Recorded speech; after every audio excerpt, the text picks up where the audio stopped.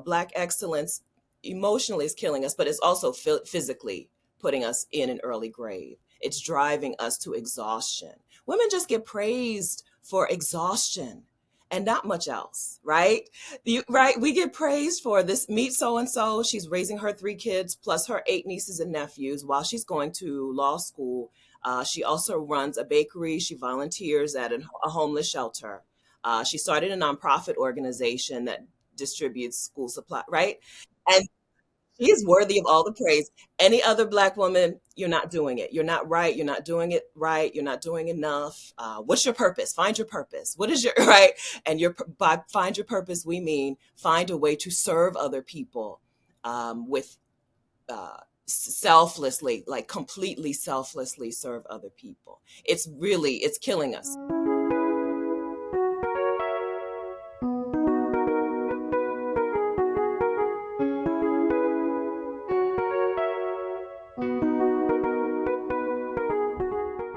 Welcome to The Next Best Thing. I'm your host, Andrea Cline-Thomas. Now, this is a podcast about creating strategies to navigate career and life transitions. And as we like to say around here, a pivot and a plan B are not required. Now, our guest today is Stephanie Perry, who I have to say comes from my edges on social media. She has forced me to unlearn so much. She's a house sitter and the creator of the House Sitter School, and she's the co-creator of the Exodus Summit that's going to be coming up actually in just a few weeks.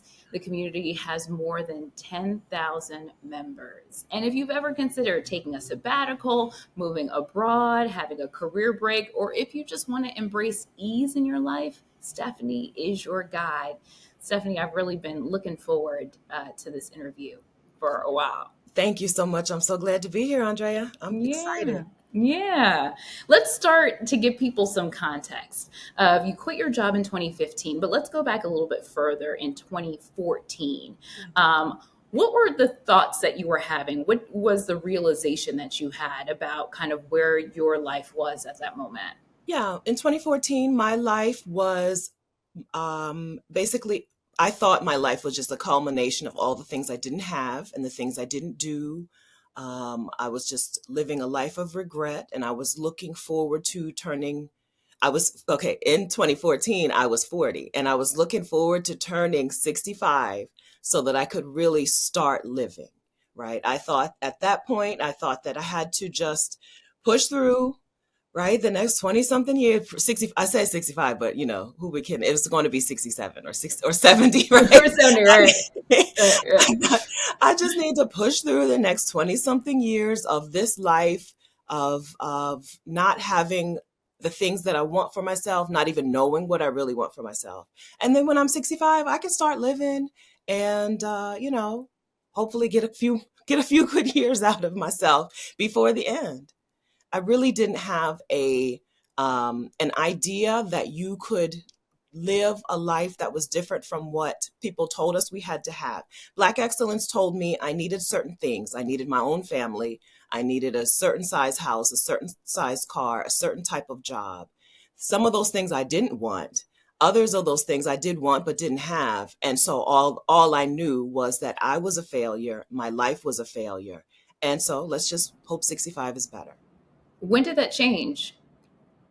Right away, as soon as, so at 41, so on my 40th birthday, I went on a vacation to Brazil and was introduced to millennials and their new way of thinking. I'm Gen X. I was introduced to some people in their 20s who were like, you can quit your job and travel long term, and then you can just go back and get a new job.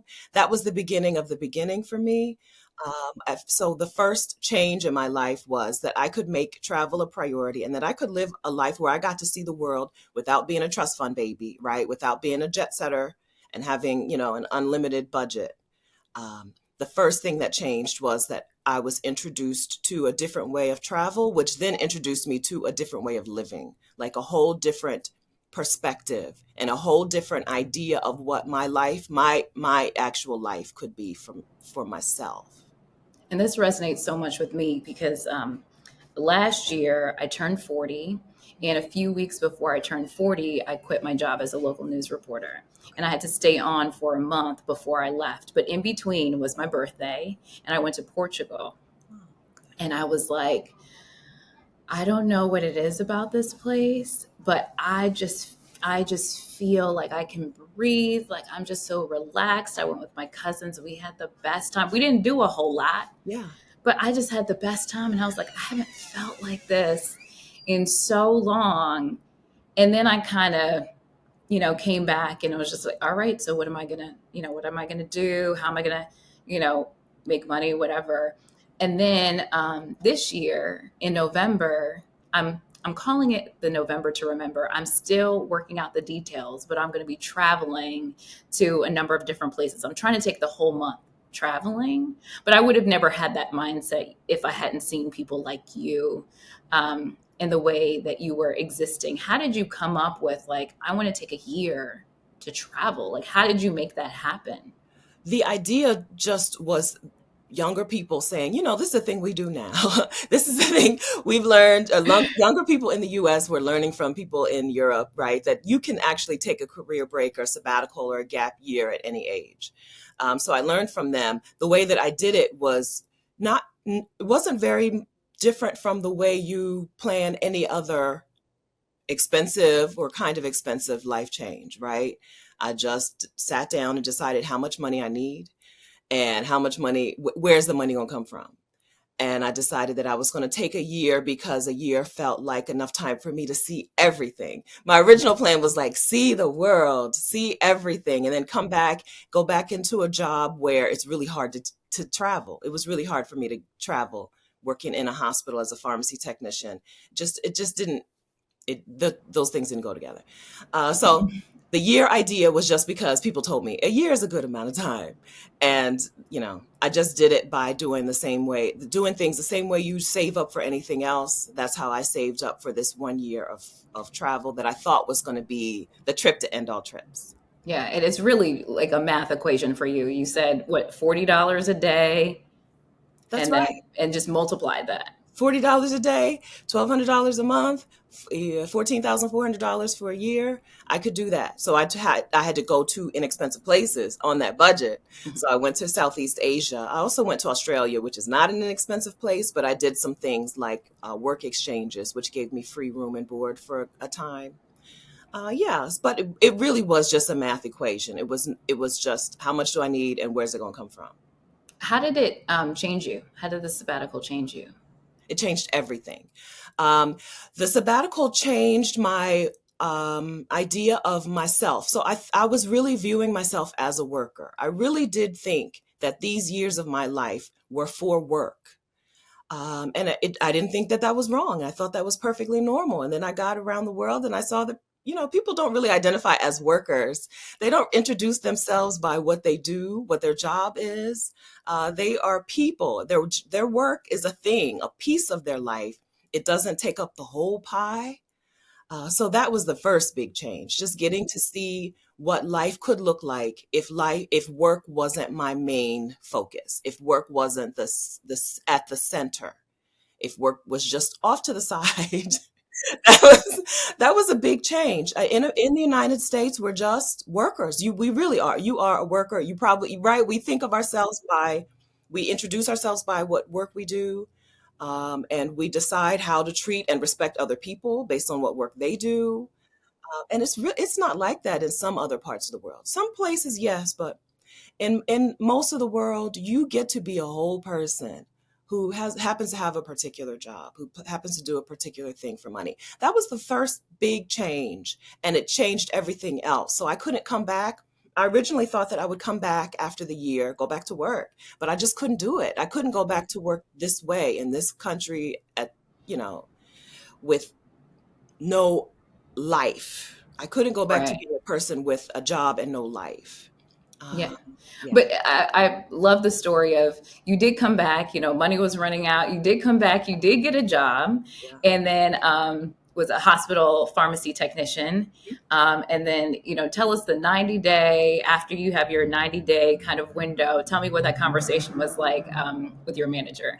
So, Andrea, I came back with 30 something dollars in my bank account, right? Like I was determined to spend that I saved $14,400. I'm spending $14,400. And I made it a full year, I think a year and a couple of days. I came back September of 2016 and got myself a job at a different hospital. First, anyone who's concerned about leaving a job, people were really eager to interview me and really excited to hear that I had taken a career break or taken a gap year or a sabbatical.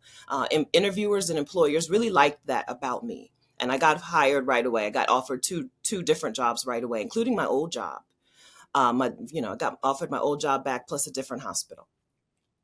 And I went to work, but I couldn't. I knew that this wasn't going to be very long. It wasn't going to be for very long.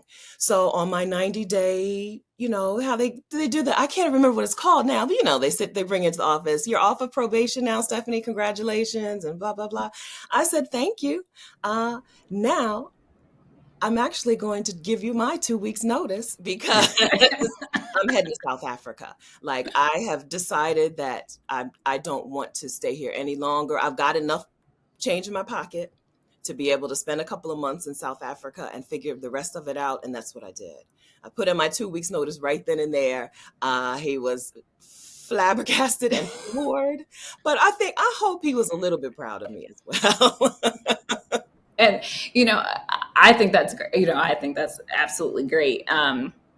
Because most recently I had like a long-term situation, this job, and I just recently left that job too, to be fully 100% now on my own and just to figure it out. But that's something that I've learned in the last year since I left my local news job, is that you will figure it out. You become very resourceful. And I like the differentiation that you make between working and having a job. Right. Explain the difference between those terms. I still work because I still need money to live. Everything costs money. Like every time I walk out the door, it's like $100. Remember when it used to cost like $20, $40 to leave the house, and now it costs more than $100 just to leave the house. So I still need money to live for now. And so I still do work for money, but I don't have a job. I don't have anyone who tells me where to be, when to be there, how long to be there, or even what to do, frankly, because I work in my own business, right? Work in my own space. I decide what I want to do and what I don't want to do, who I want to work with and who I don't want to work with, what I want to focus on and what I want to ignore. So I do work still, but it's not the driver of my life. Work is not in the driver's seat. I do work because I do need money, but I don't have a job. And I have now time freedom and location freedom, which are game changers. I Yeah. mean, top tier living happens when you have time freedom and location freedom. Yeah, no, ever since, even with my job, I had a little bit more location freedom. So, like right now, I'm in Maryland. This is where I grew up, and I live in New York. And so I was just talking to a friend just about an hour ago, and I was like, you know what? I really live half of the month in Maryland. Like I'm home with my family half the month, and then I'm in New York half the month, and then. But once you get a little bit of that freedom, you're like, I can't. Don't tell me what to do. I can't do that. Like, no. I mean, I knew I was going to go on this trip in November. I've been talking about it to close friends since the beginning of the year. Like, I really would love, that's why I called it November. I titled it, right? Yes. A November to remember. And then certain things started happening. And I was like, ooh, we can create like this amazing journey, right? I love traveling. It is my love language. It's my favorite thing. Uh-huh. But I knew I was like, I can't have no job taking off a whole month. Like, I can't have a boss when I'm planning on taking a whole month to just do whatever I feel like doing. Emailing you at 6 a.m. talking about, here's what we need. No, No, you don't. I can't. I can't have a boss and do that. So I always knew I would be out by at least October because I just started buying the tickets actually the other day. And so I was like, it's real. It's going to happen. Are you sharing information about your November to remember? Well, right now it's Portugal, South Africa, and Zambia. Oh, wonderful. Yeah. Wonderful. Okay. So I'm trying to see if I can do this last part of it to Germany. I'm trying to make the last bit to Germany because I have two cousins getting married, one at the beginning of November, one at the end of November, and then I do a cousins trip Oh, every year. So that's the in between part. So I'm trying to that's make it work. that's good. Take it easy. If you don't get to Germany or if you have to pull out a country, it's okay. That place will still be there. Take your Yeah. time. Take your time. The Yeah. slower you go, the more you're going to enjoy yourself. Right. Yeah, you were talking about Black excellence beforehand, and you say that it's putting Black women in the grave. Why? It's killing us. It's very prescriptive. It's given us a really very specific life. So emotionally, some women are just being suffocated by Black excellence because it's squeezing them into a box that doesn't fit. I don't want to be in a box, right? I don't want to be this or that. There are like 5 professions that you can be only.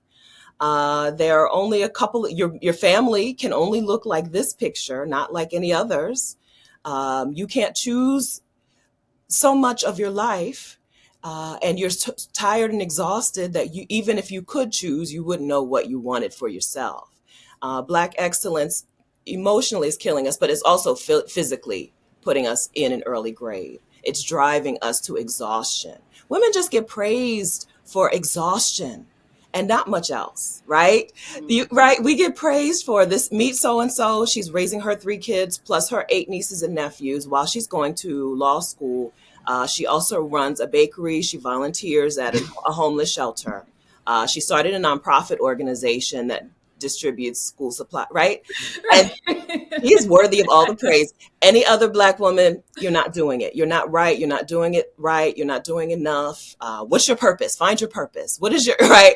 And by find your purpose, we mean find a way to serve other people with selflessly, like completely selflessly serve other people. It's killing us. It's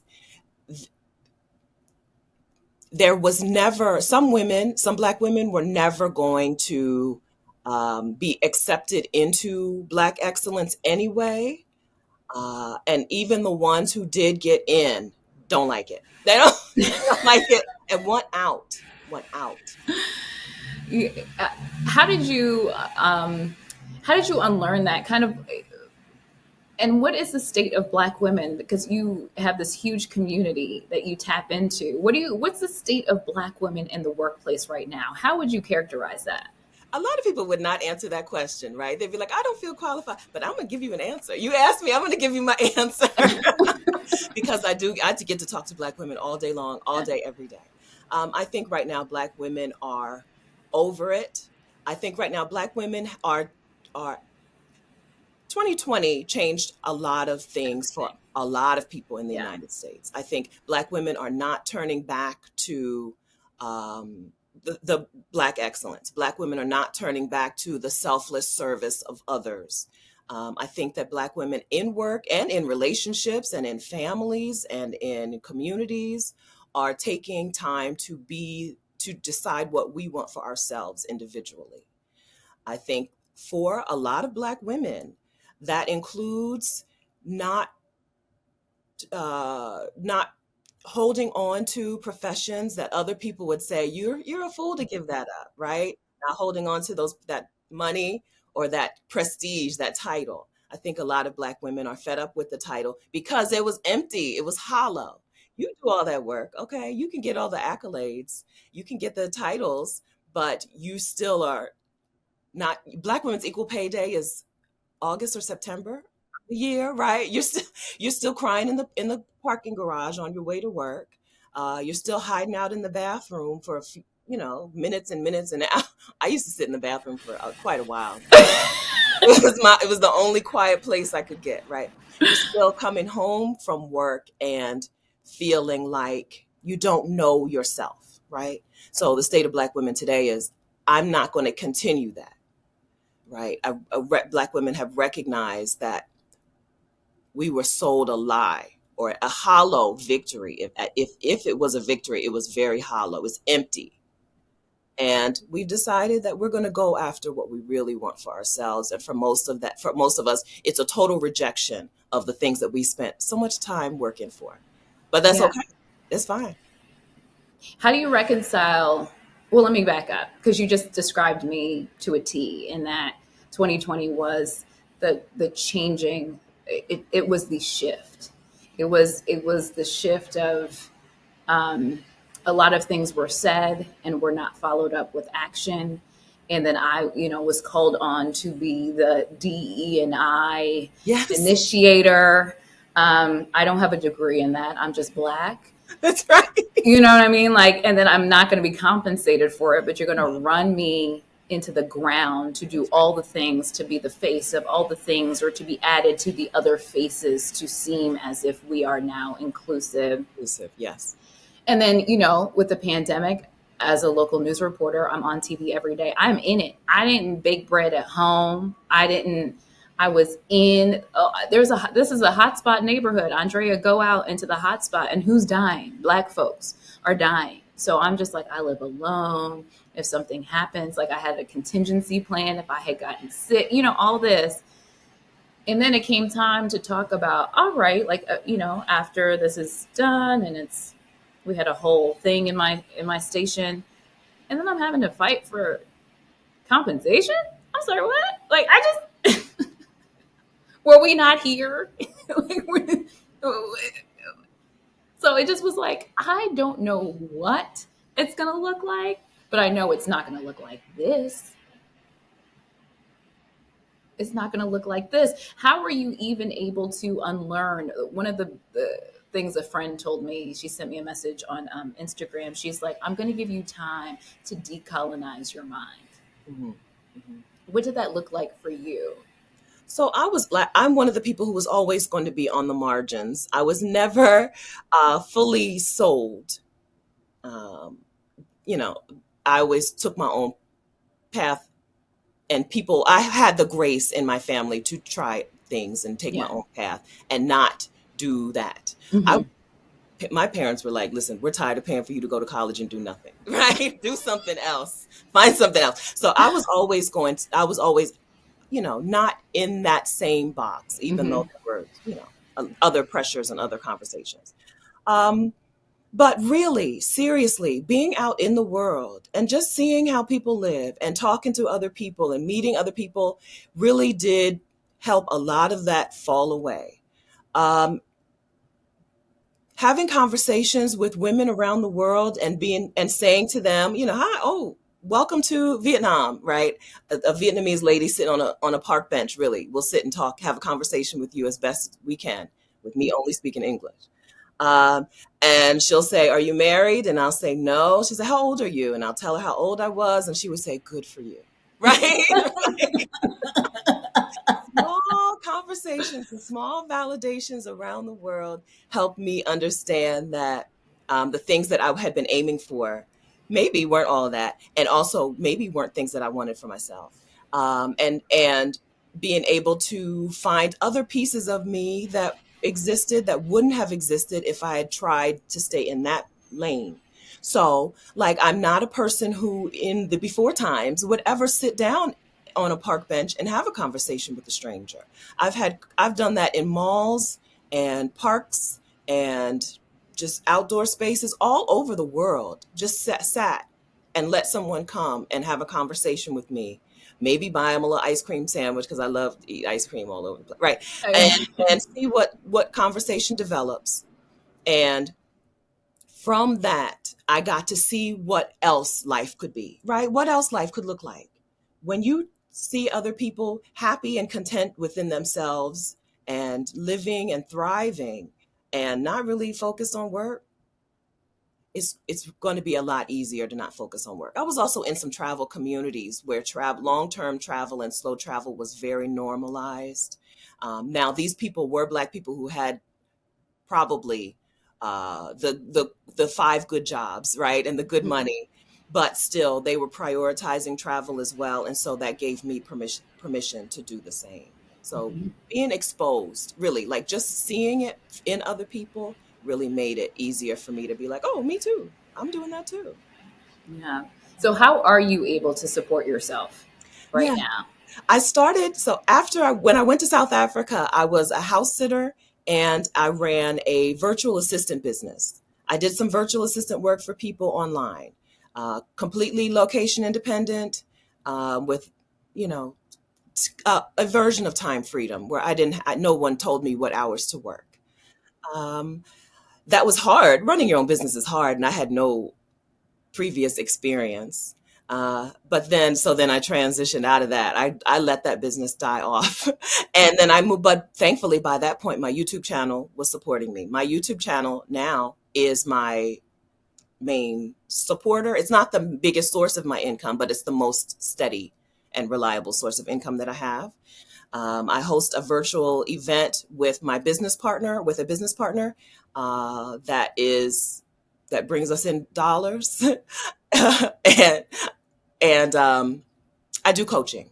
I help other Black women start house sitting because house sitting opened up so many doors for me. House sitting opened up the whole world to me, right? It changed my life. Even though I don't get paid to house sit, I just get free accommodation. It gave me the world. Yeah, explain that to folks because I had never really heard of house sitting before. Yeah, so house sitting is just staying in people's homes, taking care of their homes and usually their pets while they're away. We all know of house sitting, but we don't know that it's a real thing. But it is a real thing that real people do, that real everyday people do. If you're a friend to animals, at least one kind of animal, you don't have to be a friend of all animals. But if you like cats or you like dogs or you like pet fish or something, house sitting is a wonderful way to see the world. I get booked to house sit for people, and get free accommodation for that chunk of time. Sometimes these house sits, I've done house sits that are 3 months long or longer, and so that's an amount of time where I don't have to work. So for that first year after I left again, and was, you know, kind of a virtual assistant and in South Africa and doing this and that, and house sitting took the pressure off. It meant that as long as I could feed myself, I was going to live. I could eat, right? I don't have to make enough money to cover rent and utilities and homeowners insurance, and right. As long as I have enough money to eat, I'm good. House sitting relieved a lot of pressure in the beginning, and I still do it today because I just enjoy it. I love it. It's so nice to be able to swim in somebody's pool. And I didn't put a dollar in on that pool. It's so nice to be able to live a nice life, a nice little luxury life, a few weeks at a time here, in this location and then that location. House sitting has really given me like a level of ease that there's nothing else could do. Share with people where you've house sit this year alone. Yeah. So this year in the US, I like to do a little summer road trip. So this year I did my little summer road trip around the Palm Springs, Palm Desert area, uh, up into Joshua Tree. I have house sat that's a good question. I got to look back. So I spent some time I didn't house sit in London. No. So this year I've house sat in the US, in the Palm Springs area. But I've done house sits in London and Amsterdam. I've done house sits all over Mexico, which is an amazing place to just have free time. Mexico is a wonderful place to have nothing to do and nowhere to go. And then in the US, I've house sat throughout the major metropolitan areas, most of them, in the DC area, in the New York City area, down in the South Florida, uh, Northern California, Southern California. Yeah. It's everywhere. It's a wonderful thing that a lot of people probably were doing and just not sharing. Some of those people you see on social media, you're like, how is she always somewhere? She might be Mm. house sitting. She might be a house sitter. So do you figure out where you want to go and then just find house sitting in that area, or does house sitting dictate kind of where you move to? You can do it either way. I've done it both ways. So most of the time, I know where I want to go and what dates I want to be there. And I book house sits then. Like I've booked house sits in New Orleans because I want to be there during Essence Festival. So most of the time I do it that way. But other times a house sit pops up and it's beautiful and I want it. And I just go there. I don't care. I don't even care where it is in the world. That house is beautiful. That dog is so cute and he's going to look so cute on my Instagram. Right. I get to be as shallow as I want to be and book that house sit and just go to that place. There's some places that I've been that I never would have gone except that a cute house sit popped up. And I was like, oh, okay, I'm going there. And it ended up being a place that I really love and enjoy and made friends there. There are small towns in Mexico. where I've house sat. Now, most of the friends that I make are, retirees, senior citizens who have free time like me. When you, when you have free time, you make a lot of friends with senior citizens who also have free time. But yeah, house, you can do it in either direction. You can find where you want to go first, or you can just be free. Let it tell you where you're going to spend a couple weeks or a couple months. Yeah. So, talk about it's giving soft life. You talk about ease. What does that mean to you in I terms? Yeah. Yeah, I love ease. Ease was always going to be my way. I've never been a person who enjoyed the struggle or who celebrated the struggle. Um, so ease was always going to be the way. I think my definition of soft life might be very different from a lot of other people's. A lot of people use soft life and luxury interchangeably. I want ease. Some women are doing luxury on 10, but their lives are not soft. I don't care what you tell me. I know, right? If you have to cry in the parking lot on your way to work to afford that luxury lifestyle, that's not soft, right? If you have to get yelled at work and cry in meetings and try not to cry in work meetings, uh, so that you can afford the whatever it is, that luxury thing, that's not a soft life. In my personal life, okay, I don't have to deal with people that I don't want to deal with. I don't, there's no one in my life that I have to like prepare myself to be around, right? I don't have to and there's no one in my life that I have to withhold things from. There's no one but in my life where I'm like, well, I can't share all of this. Like, I got to hold back some. They're going to say either I'm too much or I'm this or I'm that. I don't have that in my life. And that's very soft. It's very gracious and welcoming. Um, and so to me, soft life is more about how I feel on the inside, well, also on the outside, but how I feel on the inside more than about what it looks like on the outside. I want everyone, please, to take a little while and re examine those soft life things, those soft life trappings, and decide if they really are ease, right? If they really came to you with ease and flow, or if it required struggle and strife, straining to get them. Some of that, the things that we're celebrating in the soft life community took strain and stress and struggle and is going to lead her to an early grave. Yeah. It, tell me about your day. Like, tell me about a day. I'm just so curious. What is like a day for you like? Yeah. So I house sit probably half the year now. So for me, a day means waking up and walking a dog. I love to house sit for people with pools, so I'm getting in the pool. I don't care. I'm gonna float and doggy paddle my little heart out. I'm not the best swimmer, but I can doggy paddle.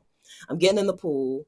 Um, like I said, I have a YouTube channel and a coaching business. So I take coaching calls. That varies. How many days a week I do that varies. Sometimes taking coaching calls just once or twice, 1 or 2 days out of the week. Other weeks I do coaching calls 5 or 6 days out of the week. Yeah, 5 or 6 days out of the week, but rarely. But mostly my day is a slow start in the morning, um, and time to have conversations with the people I love. It's nice because I get to coach Black women who I also enjoy having holding time and space with, right? So I consider them the people I love, right? So I get to have conversations with the people I love, even though it's for money. It's a coaching call, but it's still a conversation with people that I can't wait to talk to. And when I'm done, I can't wait to hear from her the next time and hear her next progress. I don't like to cook. So a day for me is always like, who am I going to order food from? Who's going to feed me? That's the biggest, seriously, the biggest struggle I have every day is what am I going to eat? Like what it's, I think that's everybody though. That seems pretty universal, but Yeah, yeah. the biggest struggle in my day is like, what am I going to eat today? Who's going to make it? Who's going to bring it? How am I going to get it without actually preparing it myself? But my days and my weeks and my months include lots of slow mornings and lots of time to think about like, what do I want to do this day, this week, this month, and then actually doing it instead of saying, I wish I had time to. Hmm. Compare.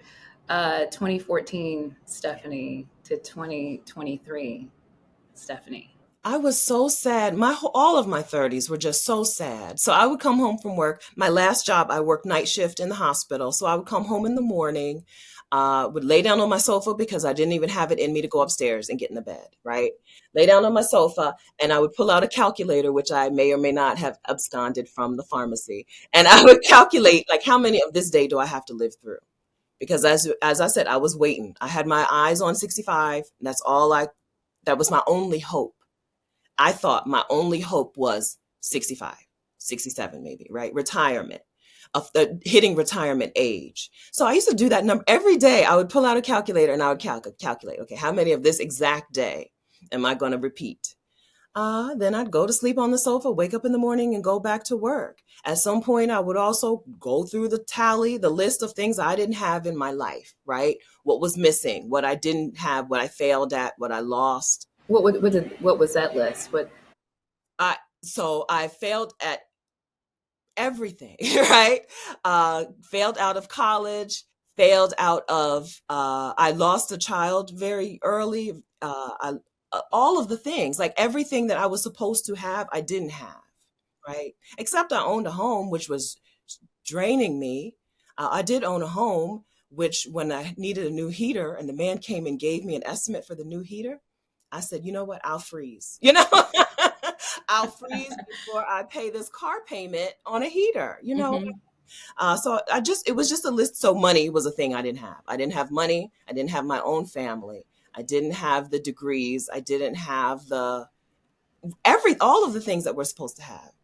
And so also my day was included going through that list in my mind over and over and not seeing any way to change that, right? I had no idea that I had agency, right?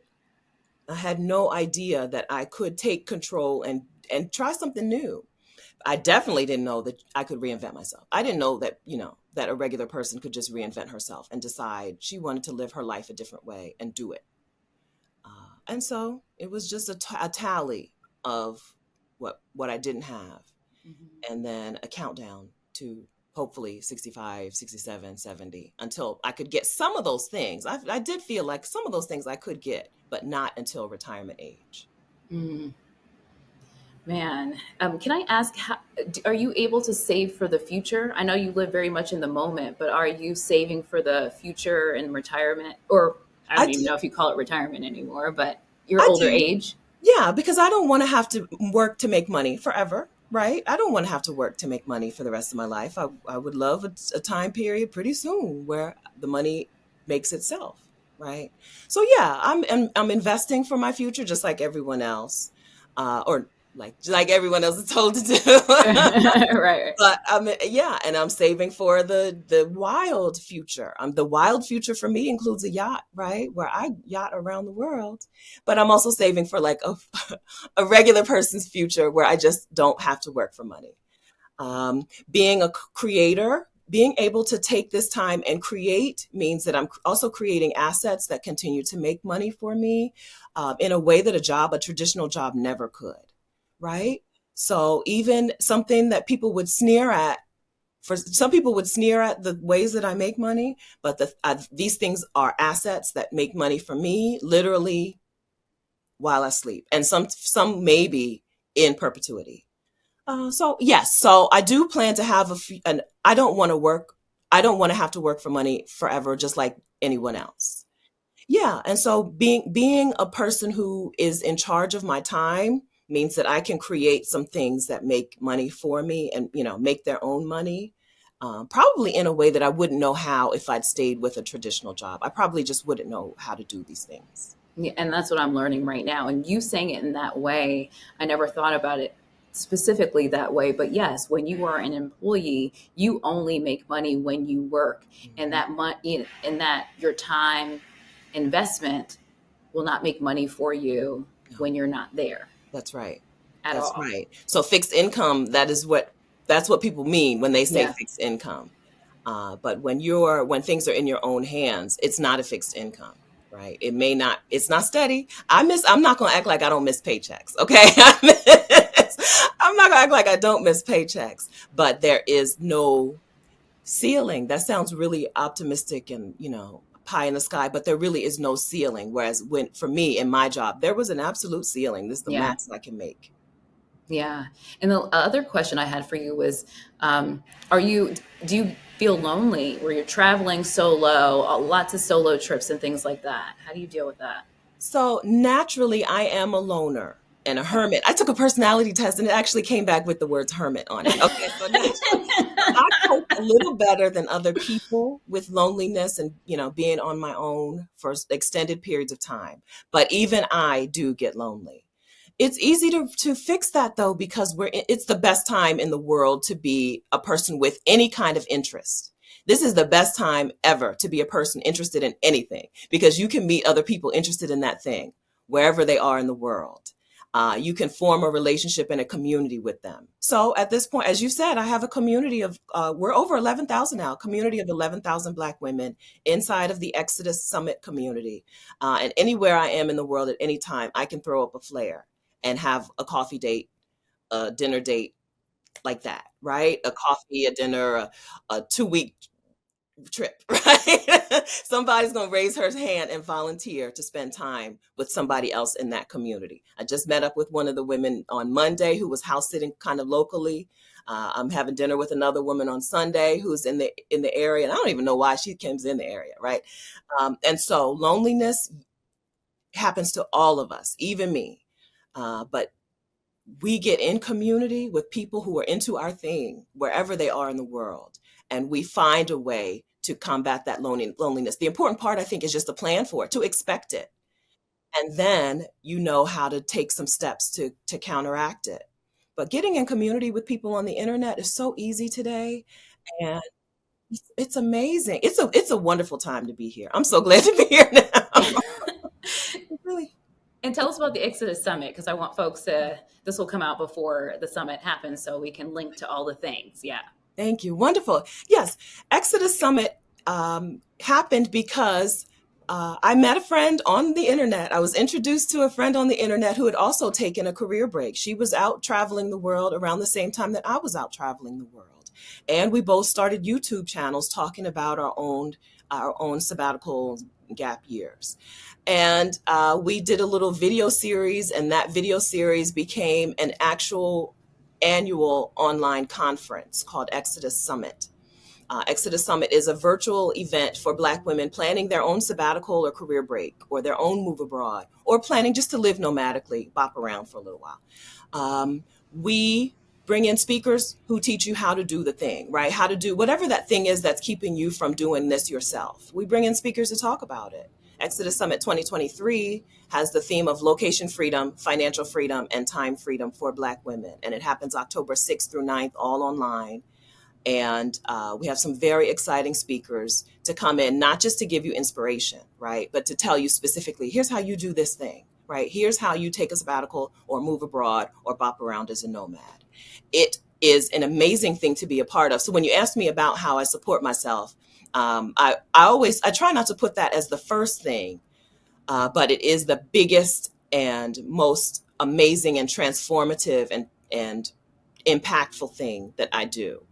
Um, and we have every year we have a like I don't know, is cavalcade a real word? A cavalcade of, we have a whole gang of Black women who attend the summit, learn what to do, and then get themselves out into the world, get themselves out of jobs that are toxic, get themselves into breaks, into sabbaticals, get themselves into a new country where they feel safe and welcome, get themselves into a new self, like into a new version of themselves that gets to decide what she wants and live it out. So I really love being a part of Exodus Summit. Thank you for letting me talk about it for so long. Yeah. I love it. I love it. I love the idea. I've read the comments of people saying, even like when you're doing your lives, like, I moved up my retirement date. It's not without planning. It's not like people aren't being spur of the moment. I think that people who have never considered this or don't even think this is an option think it's rash or quick or, oh my God, this can't. But it can happen no matter how you like to live. If house sitting's not your thing, it's a math equation, right? And then it's creativity, it seems like. That's right. It's a math equation. It's a little flexibility, right? It's a little bit of free time and knowing what you really do want. Some people will rush into leaving the United States and leaving a job and then trying to recreate this somewhere else, right? And so the problem happens when you don't take the free time to decide, what do you really want? What are you really Mm-hmm. into? What do you really not like about your life today? Some people will go and try to hurry up and recreate what they already know instead of building something new. But most our community is full of women who share their experiences and who create something totally individual, Yeah. and magical, amazing. The last thing I promise, I'm sorry. We're I time. promise. You know I love to talk. Yeah, Okay. I was like, this is so great because it's like I'm doing this for a community, but I'm also doing this for myself. Because where I am, like talking to you in this moment today, is like really what I need for myself too. So I always do the last segment I call ACT UP, ACT. They're my initials. And if somebody is like, all right, I'm not gonna go someplace tomorrow, but I need to set myself on this path. Um, of freedom of all kinds, where can they start today to kind of point them in the right direction? Good question, because a lot of time women say, well, no matter what I do, I know I'm not going to do anything for X number of months or years. And so they think that means, oh, I shouldn't do anything. No. First step for everyone, seriously, get in community with people who are into this thing, right? Whatever your thing is, get in community with them. Even if it's just online, it really is, it's real. There's a negative connotation, when people talk about online relationships and online like friendships and community. Some people look down on it, but it's real. It's as loving and giving as a side by side, face to face relationship, right? For some people, much more so. So get yourself in community with people who are going in that same direction. It really does make everything more possible, right? More realistic, because you're going to have plenty of people, no matter what change you want to make in your life, you're going to have plenty of people telling you, oh, that's stupid. That's impossible. That's ridiculous. That's a big mistake. No matter what I don't care if you're talking about changing your hair color or changing your country of residency, right? You're going to hear the other message. So you need to get in community with people who are going to support you, who are going to feed your faith, right? And not speak to the fear. You need to get in community with people who are going to feed that faith. So get in community. Also, I'm always going to say free time. Give yourself some free time. Find something in your life, in your week, that you can just stop doing. I'm so serious about that. I don't care if it's your laundry. Find something in your life that you can stop doing. Somebody else can do it. And give yourself some free time. Free time is the antidote to all of it. So those two things, community plus free time, will change everything for you. Changed everything for me. Mm-hmm. I see. I believe that. I believe that, which is why I left the second situation because I was just working like crazy, and I was like, I didn't leave this other situation to now continue to work myself to the bone in another way. That's So right. I was like, I can't think. I can't No. even like dream. I don't even have space because I'm working from the morning to the night all the time, and so, and it's just been a few days. It's just been this week, honestly, and I was just like, oh, I have so much. I have so many ideas. It's like it's amazing how it's like a switch. Yeah.